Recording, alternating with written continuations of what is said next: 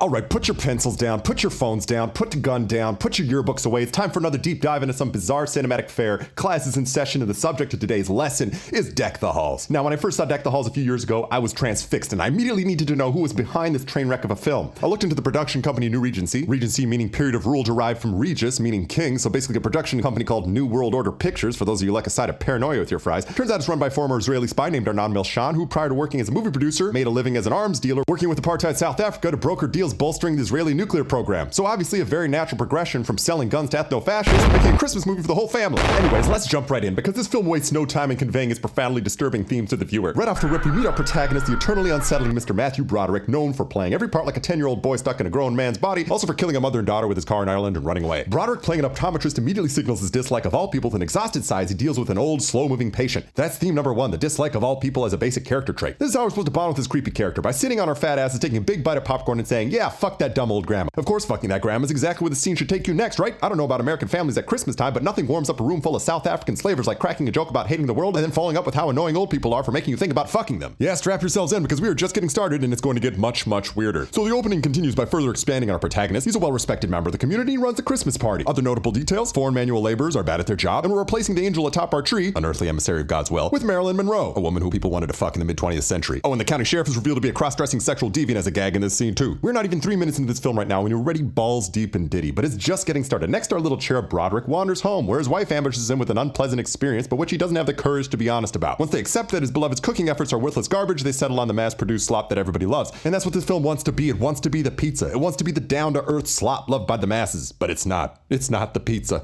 It's a spoon of splooge being jammed into the unsuspecting boy man's mouth by a dubious actor. Anyways, we meet Broderick's kids. We're just the boilerplate duo of a too cool teenage sister and an outcast but smart little brother. We learn they think that their dad is lame, and so is Christmas, which he's obsessed with. And as a final introductory detail on the family, we learn that Broderick's wife is a cookbook editor, but secretly aspires to be a cookbook writer, even though the only thing we know about our character is she's unable to cook. Just before they're about to start having some hot sex based on the difference between a writer and an editor, they're rudely interrupted by a loud noise, and Broderick marches over to the window like a 10-year-old to see what arose such a clatter. It's new neighbors. That's right. It's a weird family next door. It's gonna teach them a little something about having fun and letting loose. But let's not get ahead of ourselves, because we'd miss how this film undermines those cliches and turns them into jokes about sex, death, or hatred. In this case, Danny DeVito introduces himself as Buddy Hall, presumably a nod to Buddy Holly for fuck knows what's sake, and then quickly follows by making a joke about killing the neighborhood cat. Can it get any weirder? Yes, it continues to get weirder. The wives show up. That's right, the old ball and chain. Well, at least for Broderick she is, but in DeVito's case, we might have something a little bit different going on, because the first thing we learn about his wife is that she's got a stripper pole in the bedroom, and then DeVito hits on Broderick's wife. Then apparently Broderick gets an erection from this, and everybody laughs at his dick. Oh, what do you think? Too much sexual tension for a family film about Christmas? No.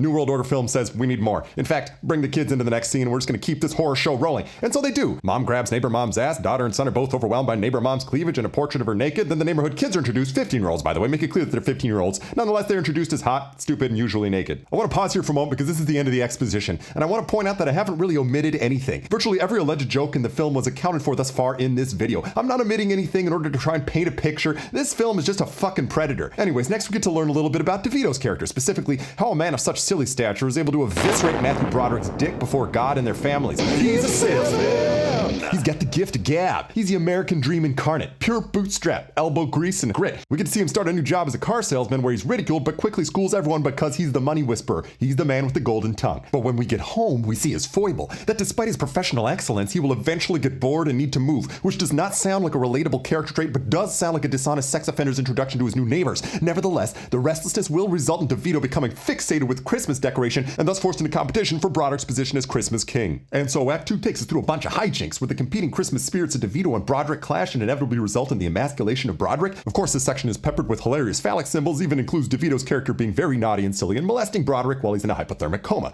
The real crowning jewel of horribly off-colored jokes in this section, and maybe the entire film, arrives in the single moment of camaraderie throughout the sequence of rising tension and competition. At the Christmas bash, the two are watching a trio of hot girls doing a sexy dance, and the two temporarily call a truce because they're men. And as men, can they not agree on one single thing, that they want to bang these girls? Yeah, you probably know where this is going. Who's your daddy? Oh God, I'm your daddy.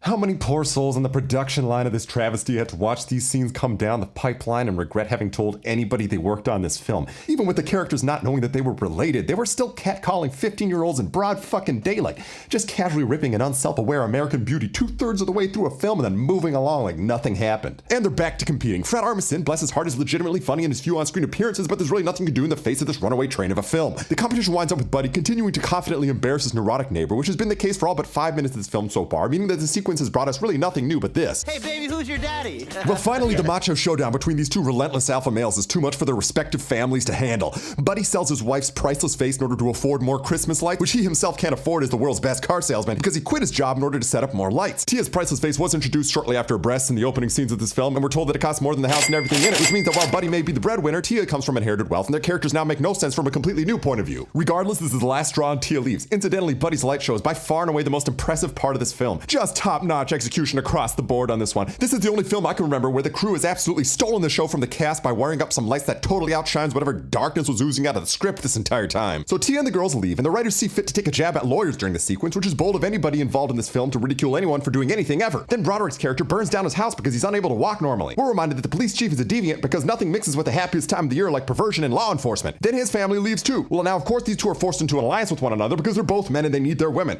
This time they set their sights on the correct generation and execute their plan flawlessly. Which means of course they do pretty much exactly what their wives and kids left them for in the first place. DeVito continues to obsess with Christmas lights and Broderick continues to be a freaky pushover by hugging his whole family and telling them that he sucks. DeVito buys back his wife's priceless face by maxing out his credit card, so somewhere between frying chicken and cooking winter squash he's able to make bids at Harrods. At this point it seems like the writing room is hit by some kind of post-nut clarity and is suddenly faced with how to turn this movie into Elf in the last 5 minutes. They bring the whole town out only for their spectacle to fail so they can rely on some old-fashioned Christmas spirit. Tia starts singing a Christmas carol for the first time in a film, which is supposed to be sweet but comes out of fucking nowhere and feels contrived like discovering your roommate was planned by Sony Music Entertainment to prank you. Then the lights turn back on and can be seen from space, which has been the focus of Buddy's neurotic obsession this entire time, so go ahead and gratify that neurosis. This blinds that room full of nerds, but fuck those nerds because they're doing a job on Christmas. What a bunch of losers. They should quit their jobs and spend their savings on light bulbs and then sexually harass children at a family holiday event next time. And that's it. Everybody lives whatever ever after. 5 out of 5, everyone. 6 out of 5 for Fred Armisen and the light bulb people. Just a great effort at fragmenting the human psyche and dissolving the bonds of family. Next time I'm gonna be on the lookout for a Hanukkah movie produced by a company called Sign of the Beast Entertainment run by ex-cartel hitmen. Until then, tip your servers and meet your neighbors. The end.